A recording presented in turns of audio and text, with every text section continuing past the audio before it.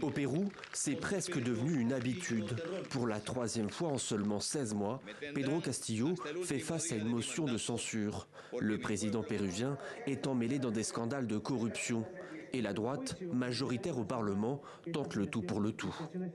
Le Conseil propose que la séance de débat, de discussion et de vote sur la demande de mise en accusation se tienne le mercredi 7 décembre à 15h. Séance au cours de laquelle le président de la République pourra exercer personnellement sa défense.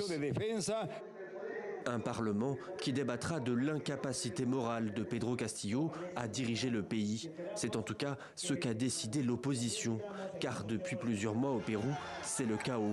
L'instabilité politique a débouché sur de grandes manifestations. Le mécontentement gronde, mais le président péruvien ne veut rien entendre. Il dénonce ce qu'il appelle un complot politique contre lui.